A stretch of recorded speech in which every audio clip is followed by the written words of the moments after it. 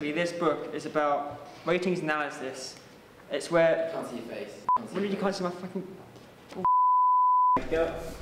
Right, this book is all about... No, fuck off. Oh shit! Ratings analysis is a book written by James Wright. Oh, for God's sake. Wait. Okay. Sake, I want to go home hungry. Oh, right, sorry for that. Ratings analysis is a book written by James G. Webster, British Webster.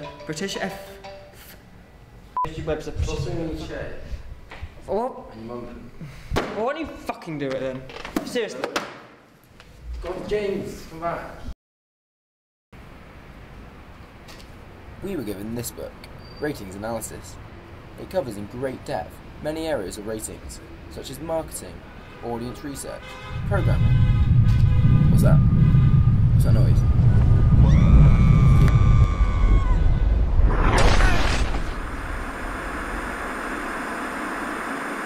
What, am I in hell? It doesn't look like hell. I could be in that other place, I guess.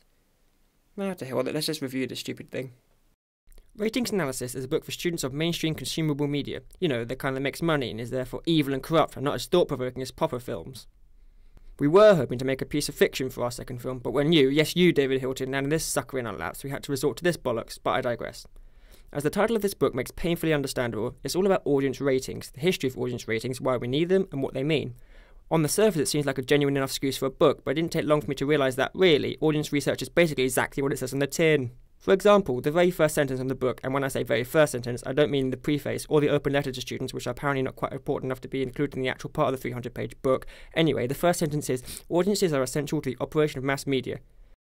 Eureka! Why open this supposedly academic book with such a broad and obvious statement? So don't get scared that it's too difficult and put it down. Look, it's a book called Ratings Analysis. I'm either very interested in the subject matter and plan to read all of it, or I've been told I have to read it. Granted, this book does contain some rather interesting revelations, though really it's just a list of, oh yeah, when you think about it, they are. Ratings are just a product of audience research. Audience research can be both quantitative and qualitative. Audience behaviour can actually be fairly predictable. Audience ratings is a business in itself. Ratings alone are a fairly shallow measurement of advertisement impact, and that generally similar programs follow on from each other. Having said that, the book did inspire me to come up with a few of my own eureka moments, but that's the same as buying a video game and being told to write it yourself.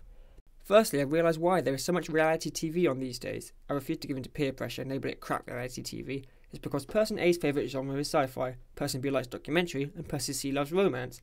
However, all three of them also like Come Dine With Me. Well, they feel pretty meh about it. Well, they wouldn't turn it off. In a nation of retards, not turning off Come Dine With Me is good enough for the good old corporate machine. Actually, come to think of it, there is one little nugget of epiphany concealed somewhere around page 84 that explains how media is becoming so varied that man can choose to watch the channels he likes, read the web pages he likes, and watch the DVDs he likes. The problem with that being that it separates mankind into lots of little groups rather than unifying it into a magical ball of cooperation. Quite a thought-provoking little idea there, just a shame that it doesn't actually have anything to do with ratings analysis. And that's the problem with this book as compared to any other book. After the first chapter, I, as the media arts student, got the gist that to make it big in the industry you have to make stuff that's a little bit like what's popular now. That might explain a thing or two as to why the script I submitted to the BBC got rejected. It was just too different from what's popular right now. Yes, that's the reason. That's definitely the reason. After that, the book prattles on about how they do it and why they do it. Talks about money, ethics, politics, and even some maths. Is that maths? It looks a bit like maths.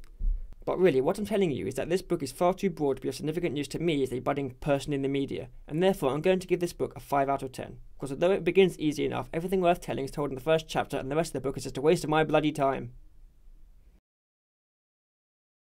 Not all opinions expressed in this video are worth a damn to anyone, and I'm sure successful media guy like Mr. Hilton sees something in this book that lowly media student like me can never hope to comprehend.